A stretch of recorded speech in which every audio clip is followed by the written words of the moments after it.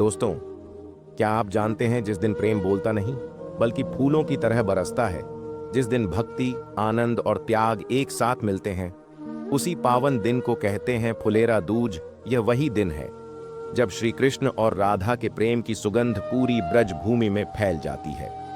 ना कोई रंगों की सीमा, ना कोई भेद, बस फूल, भाव और भक्ति। कहा जाता है फुलेरा दूज के दिन किया गया प्रेम कभी अधूरा नहीं रहता।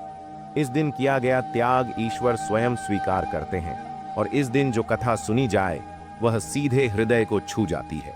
ब्रज में आज भी मान्यता है कि जिस प्रेम में स्वार्थ नहीं वही राधा कृष्ण का प्रेम है।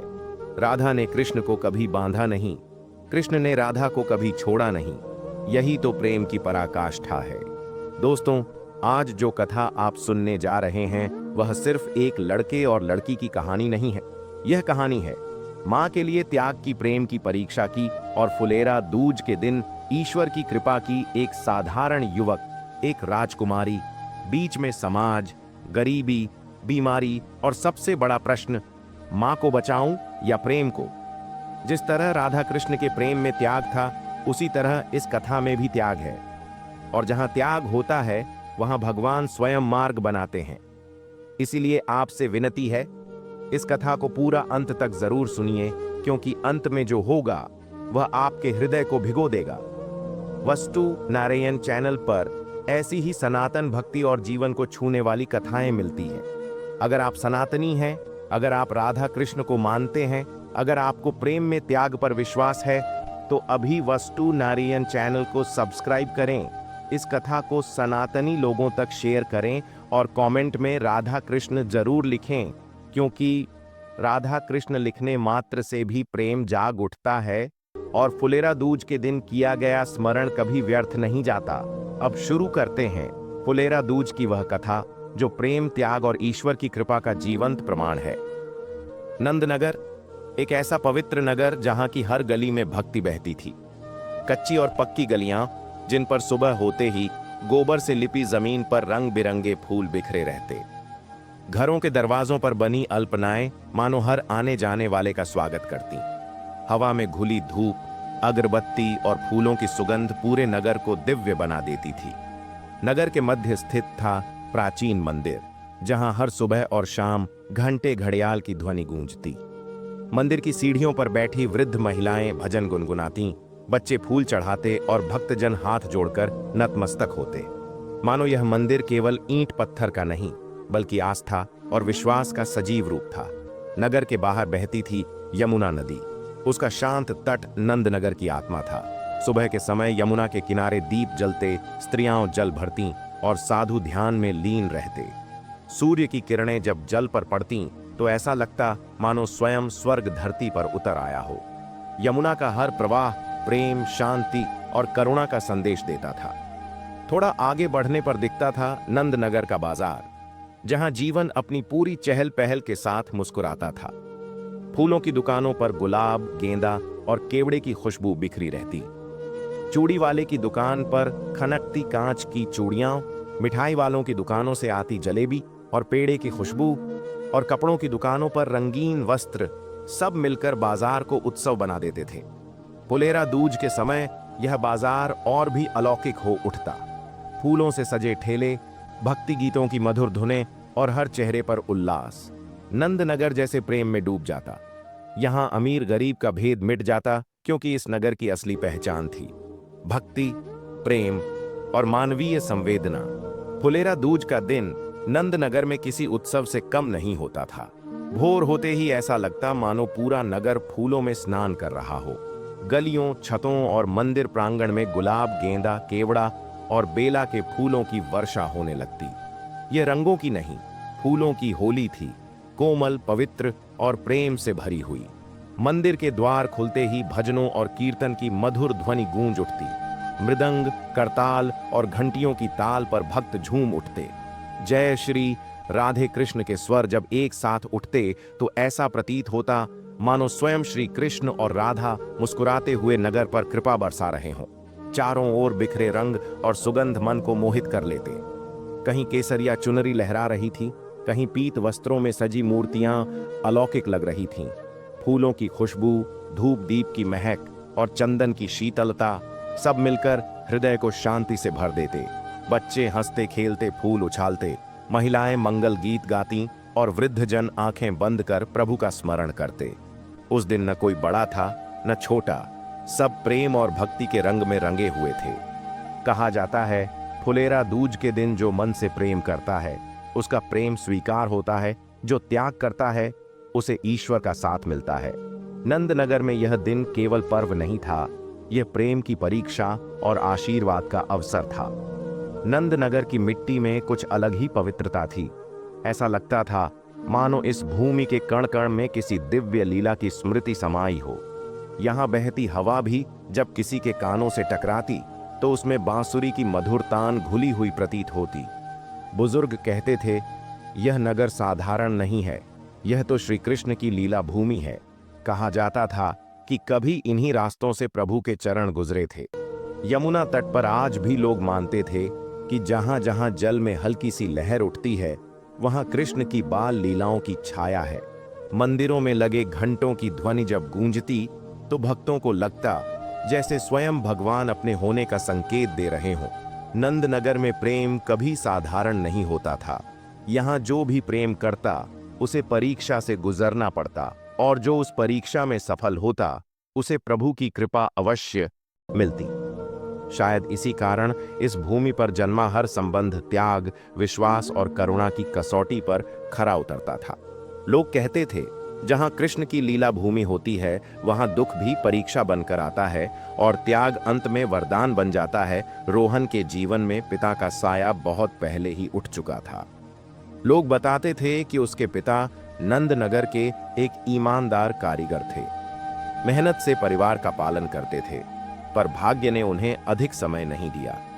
एक दिन अचानक आई बीमारी ने उन्हें रोहन के बचपन में ही छीन लिया। उस दिन से घर की दीवारें खामोश हो गईं और मां की आंखों में स्थायी चिंता बस गई। पिता के जाने के बाद रोहन की मां ने ही पिता और माता दोनों की भूमिका निभाई। दूसरों के घरों में काम करना, मंदिरों में दीप जलाना और रात को रोहन के सिर पर हाथ फेरते हुए आंसू छिपा लेना, यही उसका जीवन बन गया। गरीबी केवल पैसों की कमी नहीं थी, वह हर दिन की चिंता थी। आज चूल्हा जलेगा या नहीं, कल दवा मिलेगी या नहीं। रोहन ने बहुत कम उम्र में समझ लिया था कि सपने देखने से पहले पेट भरना जरूरी होता है। पढ़ाई अधूरी रह गई पर संस्कार पूरे थे। माँ उसे हमेशा कहती, बेटा हमारे पास धन नहीं है लेकिन ईमान और भक्ति की कमी नहीं होनी चाहिए। इसी अभाव ने रोहन को मजबूत बनाया। पिता का न होना उसके लिए कमजोरी नहीं बल्कि जिम्मेदारी बन गया। उसने सीखा कि गरीबी को कोसा नहीं जाता, उसे सहन किया जाता है, और माँ के लिए तो हर कठिनाई छोटी लगने लगती है। नंदनगर के लोग कहते थे, जिसके सिर से पिता का साया उठ जाता है वही जीवन की असली कीमत समझता है। और शायद इसी कारण जब जीवन ने रोहन के सामने सबसे बड़ी परीक्षा रखी तो वह पीछे नहीं हटा, क्योंकि उसने बचपन से ही त्याग करना सीख लिया था। पिता के जाने के बाद रोहन की मां ने अपने जीवन की सारी इच्छाएं जैसे एक ही दिन में त्याग दी थीं। जो हाथ कभी चूड़ियों से सजे रहते थे वे अब दूसरों के घरों में काम करते करते खुरदरे हो चुके थे। अपने लिए उसने कभी नई साड़ी नहीं खरीदी, पर रोहन के लिए फटे जूते भी समय पर बदल देती थी। उसका जीवन एक ही उद्देश्य में सिमट गया था, रोहन का भविष्य। कई बार ऐसा भी हुआ कि घर में एक ही रोटी बचती, मां मुस्कुराकर कह देती, मेरा उपवास है बेटा, तू खा ले। पर रोहन जानता था यह उपवास नहीं, ममता का त्याग था। रात को जब रोहन सो जाता, मां चुपचाप मंदिर के दीपक के सामने बैठकर आंसू बहाती और प्रभु से बस यही प्रार्थना करती, मेरे बेटे को कभी मजबूरी के आगे झुकना न पड़े। रोहन ने बहुत छोटी उम्र में ही जीवन की कठोरता देख ली थी। सुबह मजदूरी, दिन में छोटे मोटे काम और शाम को मां की सेवा, यही उसकी दिनचर्या थी। थकान से शरीर टूट जाता, पर मां की आंखों में सुकून देखकर उसकी सारी पीड़ा मिट जाती। वह जानता था कि उसके सपने मां के त्याग से बने हैं, इसलिए उसने कभी शिकायत नहीं की, न गरीबी से न भाग्य से। हर संघर्ष उसे और मजबूत बनाता गया। मां के चेहरे पर एक छोटी सी मुस्कान के लिए वह अपनी खुशियां, अपनी उम्र और अपने सपने सब दांव पर लगाने को तैयार था। लोग कहते थे, जिस बेटे ने मां का त्याग देखा हो वह जीवन की सबसे बड़ी लड़ाई जीतने की शक्ति रखता है। और यही कारण था कि जब समय आया तो रोहन के लिए सबसे कठिन निर्णय भी मां से बड़ा कुछ नहीं था। रोहन और उसकी मां का रिश्ता केवल रक्त का नहीं बल्कि सांसों का बंधन था। मां की हर सांस में रोहन बसा था और रोहन की हर धड़कन में मां। जब मां खांसती रोहन का दिल कांप उठता। जब रोहन देर से घर आता मां की आंखें दरवाजे पर टिक जाती। शब्द कम थे पर भाव अनगिनत। मां कभी ऊंची आवाज में नहीं बोलती थी। उसका स्नेह आदेश नहीं आशीर्वाद बनकर बरसता था। वह रोहन के माथे पर हाथ रखकर बस इतना कह देती, सच के रास्ते पर चलना बेटा, भगवान बाकी संभाल लेंगे। यही वाक्य रोहन का जीवन मंत्र बन गया। रोहन के लिए मां सिर्फ जननी नहीं थी, वह उसका साहस, उसकी शरण और उसका धर्म थी। थका हारा लौटकर जब वह मां के पास बैठता तो दिन भर की थकान मां की गोद में अपने आप उतर जाती। मां की मुस्कान उसके लिए सबसे बड़ा पुरस्कार थी। रोहन का स्वभाव उसके हालातों की देन था। ईमानदार इसलिए क्योंकि मां ने उसे कभी झूठ का सहारा लेना नहीं सिखाया। त्यागी इसलिए क्योंकि उसने बचपन से देखा था कि कैसे मां अपने हिस्से का सुख उसे दे देती थी। और मेहनती इसलिए क्योंकि गरीबी ने उसे सिखा दिया था कि परिश्रम ही सबसे बड़ा धन है। वह जो भी काम करता पूरे मन से करता। मेहनताना कम हो या ज्यादा, उसकी मेहनत कभी कम नहीं होती। किसी का हक मारना, किसी को धोखा देना, यह उसके स्वभाव के विरुद्ध था। कई बार लोग कहते, थोड़ा चालाक बन जाओ, आगे बढ़ जाओगे, पर रोहन मुस्कुराकर कहता, मां की नजर में गिरकर आगे बढ़ना मुझे मंजूर नहीं। त्याग उसके लिए कमजोरी नहीं, ताकत था। वह जानता था कि जिसने त्याग करना सीख लिया वह जीवन की किसी भी परीक्षा में टूटता नहीं। यही मां बेटे का रिश्ता और यही रोहन का स्वभाव था। यहाँ राधिका का चरित्र, राज परिवार का परिवेश और राजमहल बनाम रोहन की झोपड़ी का अंतर, इन सभी पहलुओं का विस्तृत, भावनात्मक और कथा योग्य वर्णन दिया जा रहा है, जिसे आप सीधे कहानी में जोड़ सकते हैं। राधिका नंद नगर की राजकुमारी होते हुए भी राजसी अहंकार से कोसों दूर थी। उसके स्वभाव में करुणा ऐसी बहती थी जैसे यमुना की शीतल धारा। किसी को दुखी देखकर उसका हृदय व्याकुल हो उठता। वह जानती थी कि सच्चा वैभव सोने चांदी में नहीं बल्कि दूसरों के दुख को समझने की क्षमता में होता है। भक्ति उसके जीवन की आत्मा थी। प्रतिदिन प्रातःकाल वह मंदिर जाती, फूल चढ़ाती और मौन में प्रार्थना करती। उसकी भक्ति दिखावे की नहीं थी, वह आडंबर नहीं, आत्मसमर्पण थी। राधिका का विश्वास था कि जहां अहंकार समाप्त होता है वहीं से ईश्वर का मार्ग शुरू होता है। राजा नंदलाल नंदनगर के ऐसे शासक थे जिनके निर्णयों पर प्रजा को अटूट विश्वास था।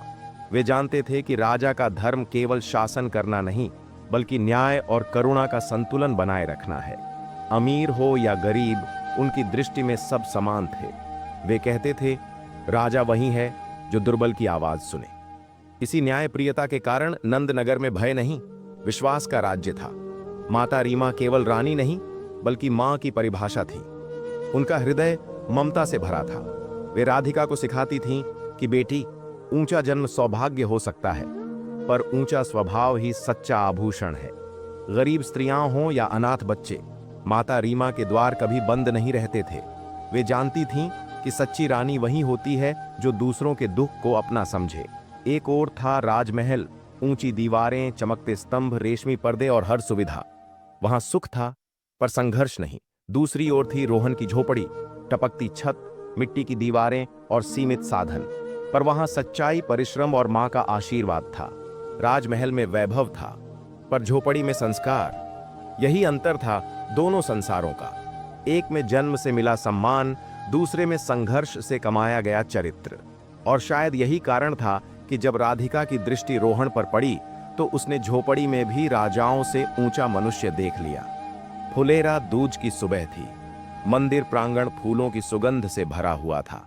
श्वेत और पीत पुष्पों से सजे द्वार, दीपों की पंक्तियां और घंटियों की मधुर ध्वनि, सब मिलकर ऐसा वातावरण रच रहे थे मानो स्वर्ग धरती पर उतर आया हो। गर्भगृह में विराजमान श्री कृष्ण के चरणों में भक्तजन श्रद्धा से शीश झुका रहे थे। उसी भीड़ में हाथ में फूलों की एक छोटी सी टोकरी लिए रोहन खड़ा था। उसके वस्त्र साधारण थे पर आंखों में गहरी शांति और मन में सच्ची भक्ति। वह चुपचाप मां के लिए प्रार्थना कर रहा था, कोई मांग नहीं, बस धन्यवाद। तभी मंदिर की सीढ़ियों से एक सौम्य आकृति उतरी। वह राधिका थी। रेशमी वस्त्र नहीं, बल्कि सादगी उसके श्रृंगार का मुख्य आभूषण थी। उसके हाथों में कमल के फूल थे और आंखों में करुणा। उसने पहले प्रणाम किया, फिर फूल अर्पित किए। आरती के समय अचानक फूलों की वर्षा हुई। भीड़ में धक्का लगा और राधिका के हाथ से फूल नीचे गिर पड़े। रोहन ने झुककर वे फूल उठा लिए। उनकी उंगलियां क्षण भर के लिए स्पर्श कर गईं। उस एक क्षण में न कोई शब्द बोला गया, न कोई वादा किया गया, पर दोनों के हृदय जैसे एक दूसरे की भाषा समझ गए। राधिका ने धीरे से कहा, धन्यवाद। रोहन ने सिर झुकाकर उत्तर दिया, प्रभु की कृपा। बस यही उनकी पहली बातचीत थी। पर मंदिर की सीढ़ियां साक्षी बन चुकी थीं कि यह कोई साधारण भेंट नहीं थी। यह वही क्षण था जहां प्रेम ने भक्ति का रूप लिया और भक्ति ने प्रेम की दिशा। जब राधिका बाहर गई तो उसने एक बार पलट कर देखा। रोहन अब भी मंदिर की ओर निहार रहा था, मानो उसी से शक्ति ले रहा हो। राधिका के मन में एक भाव उठा, यह युवक गरीब हो सकता है, पर इसका हृदय अत्यंत समृद्ध है। और रोहन के मन में बस इतना ही था। आज प्रभु ने दर्शन के साथ कुछ अनकहा आशीर्वाद भी दे दिया। रोहन और राधिका के बीच प्रेम शब्दों से नहीं, संवेदनाओं से पनपा। उनके संवाद छोटे होते थे, पर अर्थ गहरे। कभी मंदिर के प्रांगण में, कभी यमुना तट की सीढ़ियों पर दोनों कुछ पल बैठते और बस इतना ही कहते, मां कैसी हैं? प्रभु की कृपा है। इन साधारण वाक्यों में ही एक दूसरे की चिंता, सम्मान और अपनापन छिपा होता। अक्सर मौन ही उनका सबसे बड़ा संवाद बन जाता। आरती के समय पास खड़े रहना, दीपक की लौ में खो जाना, बिना बोले भी दोनों बहुत कुछ कह देते। वह मौन भारी नहीं था, बल्कि शांति से भरा था। ऐसा मौन जिसमें हृदय सुरक्षित महसूस करता है। उनकी दृष्टि में कभी अधीरता नहीं थी। एक क्षण की नजर, न झुकी हुई न निर्भीक, बस भरोसे से भरी। जब भी राधिका मंदिर में सेवा करती, रोहन दूर से देखता और मन ही मन प्रार्थना करता। राधिका भी जानती थी, वह दृष्टि उसे परख नहीं रही, संरक्षण दे रही है। और फिर थी सेवा, प्रेम की सबसे शुद्ध भाषा। रोहन मंदिर में बिना बताए झाड़ू लगा देता, दीपक की बाती बदल देता, यमुना तट पर पड़े फूल समेट देता। किसी को बताने के लिए नहीं, किसी से पाने के लिए नहीं, बस इसलिए कि यही उसका स्वभाव था। राधिका यह सब देखती, पर कभी प्रशंसा नहीं करती। वह जानती थी, सच्ची सेवा तालियों की मोहताज नहीं होती। वह भी उसी भाव से मंदिर में प्रसाद बांटती, वृद्धों के चरण छूती और मन ही मन धन्यवाद कह देती। कभी कभी दोनों की दृष्टियां मंदिर में विराजमान श्री कृष्ण की मूर्ति पर टिक जाती और दोनों समझ जाते कि उनका प्रेम किसी अधिकार का नहीं, समर्पण का मार्ग है। यह प्रेम न जल्दी चाहता था, न प्रमाण। यह प्रेम बस इतना चाहता था, सम्मान, धैर्य और सेवा।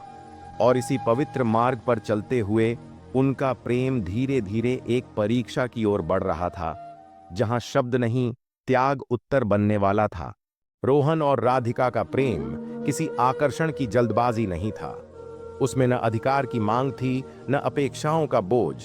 यह प्रेम भोग नहीं, भाव से जन्मा था, जहां पास होना आवश्यक नहीं, विश्वास पर्याप्त होता है। रोहन कभी राधिका की मर्यादा से आगे नहीं बढ़ा। वह जानता था कि सच्चा प्रेम पाने की नहीं, संभालने की भावना से बनता है। राधिका भी इसी विश्वास में बंधी थी कि जो प्रेम सम्मान से शुरू होता है, वही संकट में साथ निभाता है। उनके बीच कभी यह प्रश्न नहीं उठा कि तुम मेरे लिए क्या करोगे, बल्कि यह भाव हमेशा रहा, मैं तुम्हारे विश्वास के योग्य बन पाऊं, बस यही पर्याप्त है। वे दोनों समझते थे कि प्रेम में शरीर नहीं, चरित्र जुड़ता है। जहां भोग होता है वहां डर जन्म लेता है, और जहां सम्मान होता है वहां निर्भयता। जब वे मंदिर में एक साथ खड़े होते और दृष्टि श्री कृष्ण की मूर्ति पर टिक जाती, तो जैसे भीतर से एक ही संदेश मिलता, प्रेम वह नहीं जो मांगे, प्रेम वह है जो त्याग के समय भी पवित्र बना रहे। इसी विश्वास ने उनके प्रेम को धीमा बनाया, पर मजबूत भी। इसी सम्मान ने उन्हें प्रतीक्षा सिखाई, और इसी ने आगे आने वाली सबसे कठिन परीक्षा के लिए तैयार किया। क्योंकि यह प्रेम जानता था, भोग क्षणिक होता है, पर सम्मान और विश्वास जीवन भर का साथ निभाते हैं। राधा कृष्ण का प्रेम संसार का वह अद्वितीय प्रतीक है जहां मिलन से अधिक महत्व समर्पण का है। वहां अधिकार नहीं, केवल अनुराग है। राधा ने कृष्ण को बांधा नहीं और कृष्ण ने राधा को छोड़ा नहीं। यही प्रेम की पूर्णता है। नंदनगर में रहने वाले लोग मानते थे कि जिस भूमि पर श्री कृष्ण की लीलाएं हुई हों, वहां प्रेम भी साधारण नहीं होता। वहां प्रेम भोग नहीं, तपस्या बन जाता है। रोहन और राधिका के प्रेम में भी यही स्वरूप दिखाई देता था। राधिका का नाम सुनते ही लोगों को राधा की स्मृति हो आती और रोहन के मन में प्रेम का अर्थ हमेशा त्याग रहा। वे दोनों समझते थे कि राधा कृष्ण का प्रेम साथ रहने की कथा नहीं, एक दूसरे के अस्तित्व को स्वीकार करने की साधना है। जैसे राधा ने कृष्ण से कुछ मांगा नहीं, वैसे ही राधिका ने रोहन से कभी कोई वादा नहीं मांगा। और जैसे कृष्ण ने राधा के प्रेम को समाज की सीमाओं में नहीं बांधा, वैसे ही रोहन ने राधिका के सम्मान को कभी अपनी इच्छा से कम नहीं होने दिया। उनके प्रेम का सबसे बड़ा प्रमाण यह था कि वे छोड़ने को तैयार थे, पर गिराने को नहीं। वे जानते थे, प्रेम अगर परीक्षा में टूट जाए तो वह मोह है, और जो परीक्षा में भी पवित्र रहे वही राधा कृष्ण का प्रेम है। मंदिर में खड़े होकर जब दोनों श्री कृष्ण की मूर्ति को निहारते तो उन्हें लगता, यदि प्रेम हमें त्याग सिखा दे तो समझो प्रभु ने उसे स्वीकार कर लिया। यही प्रतीक आगे चलकर उनके जीवन की सबसे बड़ी परीक्षा में मार्गदर्शक दीपक बनने वाला था। यदि आप चाहें तो अगला भाग हम मां की बीमारी और प्रेम की पहली परीक्षा, रोहन का कठोर निर्णय या राधिका की मौन भक्ति पर विस्तार से लिख सकते हैं। फुलेरा दूज को नंदनगर में केवल एक पर्व नहीं, बल्कि ईश्वर की विशेष अनुकंपा का दिन माना जाता था। जनमान्यता थी कि इस तिथि पर कोई भी शुभ कार्य बिना मुहूर्त के आरंभ किया जा सकता है, क्योंकि स्वयं भगवान इस दिन साक्षी बनते हैं। कहा जाता है कि जिस प्रकार श्री कृष्ण ने इस दिन फूलों से राधा के संग आनंदोत्सव मनाया था, उसी स्मृति में यह तिथि प्रेम, विश्वास और नए आरंभ के लिए अत्यंत शुभ मानी जाती है। इस दिन नंदनगर में विवाह और सगाई के निर्णय लिए जाते, गृह प्रवेश की पहली चौखट सजती, व्यापार का नया आरंभ होता और मन की गांठें खोलकर रिश्ते सुधारे जाते। लोग कहते थे, फुलेरा दूज पर किया गया कार्य प्रभु की कृपा से पूर्णता पाता है। इसी विश्वास के कारण मंदिरों में दर्शन के लिए भीड़ उमड़ पड़ती। कोई संतान के लिए प्रार्थना करता, कोई रोग से मुक्ति के लिए, तो कोई प्रेम में स्थिरता के लिए। और यह भी माना जाता था कि इस दिन की गई निष्काम प्रार्थना कभी खाली नहीं जाती। नंदनगर के बुजुर्ग समझाते थे, यह दिन मांगने का नहीं, संकल्प लेने का है। जो आज त्याग का संकल्प ले, वही कल वरदान पाता है। शायद यही कारण था कि इस पावन दिन पर एक साधारण युवक के जीवन में सबसे बड़ा निर्णय जन्म लेने वाला था। ऐसा निर्णय जो प्रेम और मातृभक्ति दोनों की कसौटी बनने वाला था। फुलेरा दूज की प्रातः जैसे ही मंदिर के द्वार खुले, गर्भगृह में एक अद्भुत दृश्य साकार हो उठा। आज श्री कृष्ण और राधा का श्रृंगार आभूषणों से नहीं, फूलों की पवित्रता से किया गया था। यह श्रृंगार भोग का नहीं, भाव का उत्सव था। राधा के केशों में गूंथे गए थे सफेद मोगरे और गुलाबी गुलाब, जिनकी सुगंध पूरे मंदिर में फैल रही थी।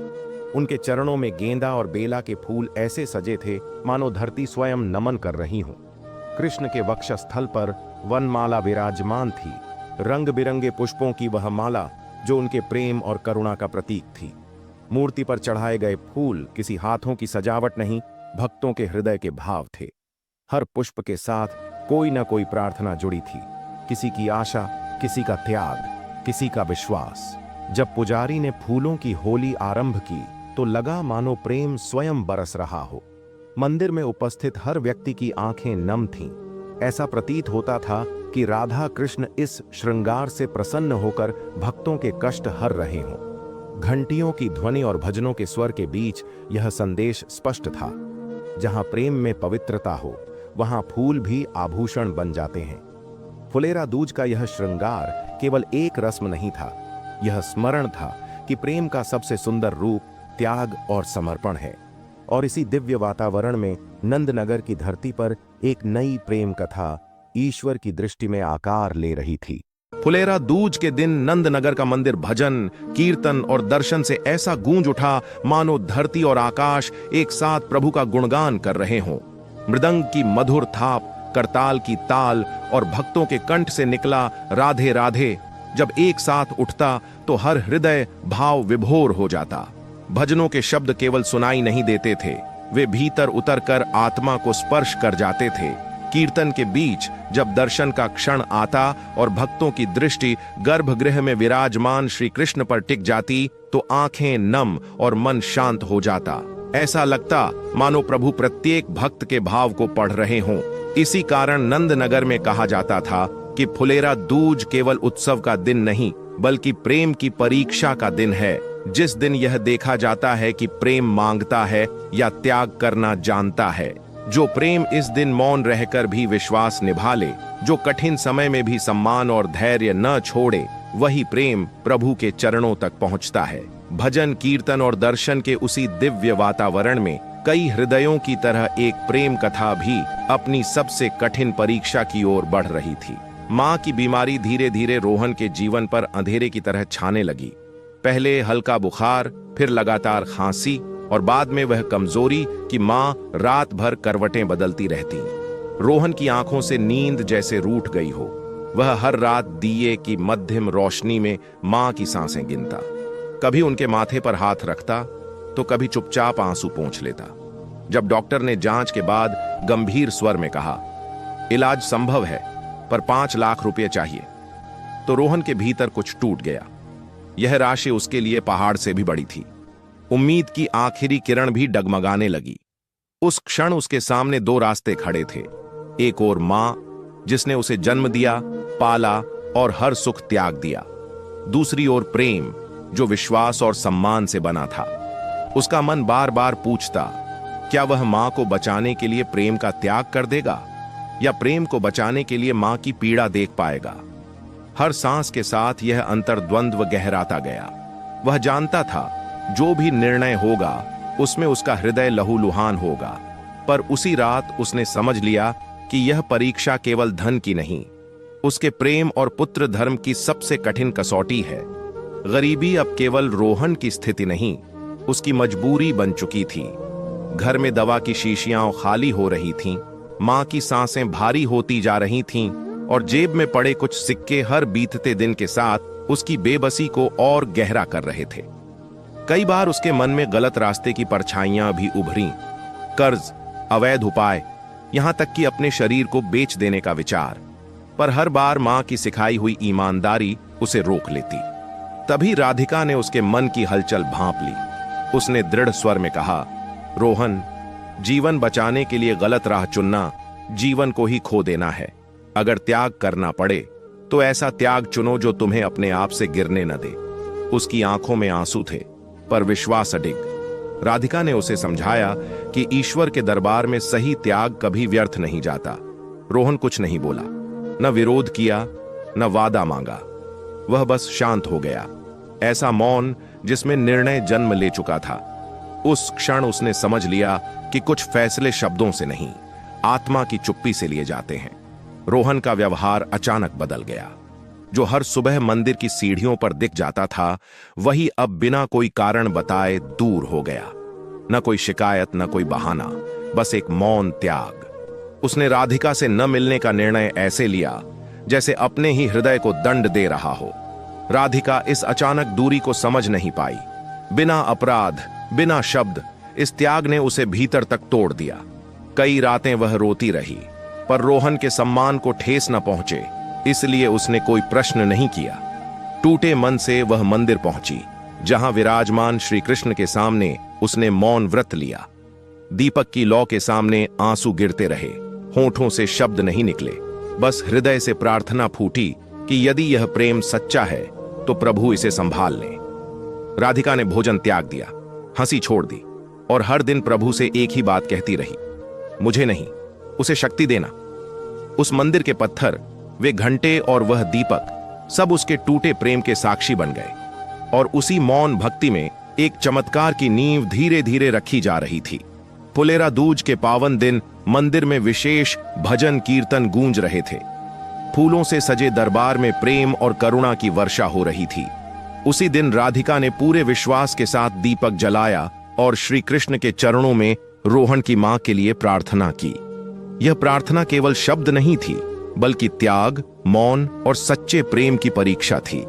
मान्यता है कि फुलेरा दूज के दिन की गई निष्काम प्रार्थना सीधे ईश्वर तक पहुंचती है, और वही हुआ।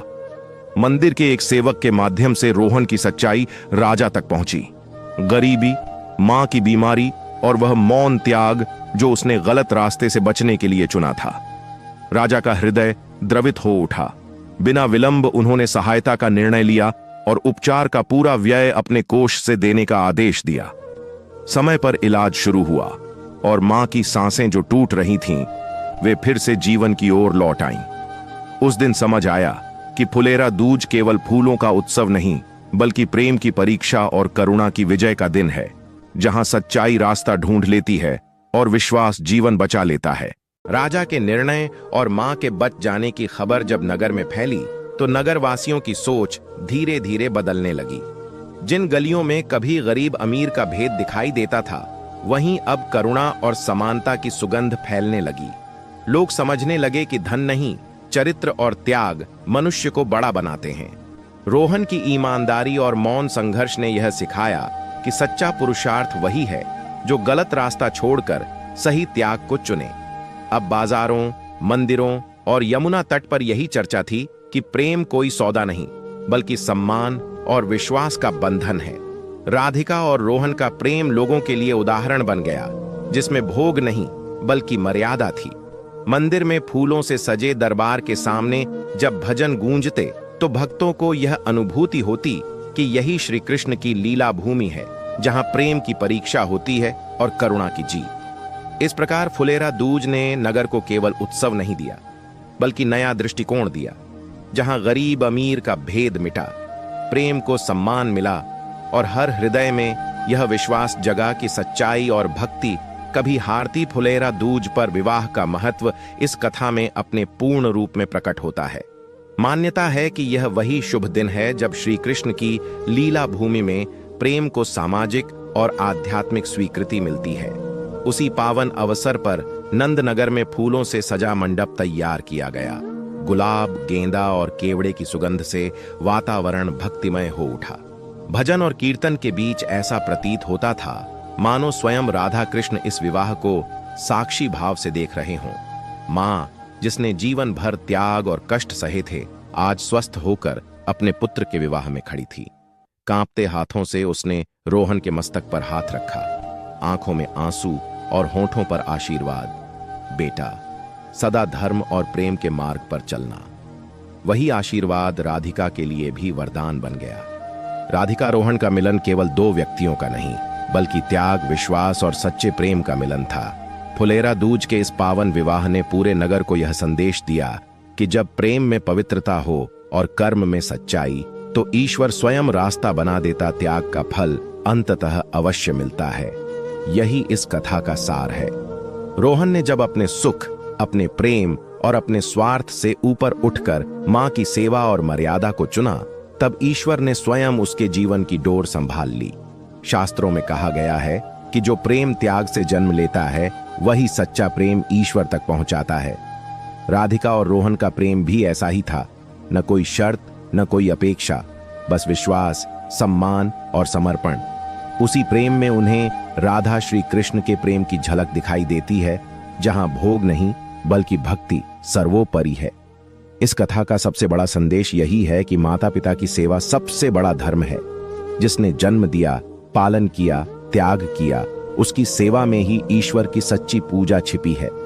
रोहन का जीवन यह सिखाता है कि जब संतान माता पिता को ईश्वर मान लेती है, तब ईश्वर स्वयं उसके जीवन को आशीर्वाद से भर देता है। फुलेरा दूज के इस पावन प्रसंग ने यह अमर सत्य स्थापित किया कि त्याग कभी व्यर्थ नहीं जाता, सच्चा प्रेम पथ दिखाता है और माता पिता की सेवा से बढ़कर कोई धर्म नहीं।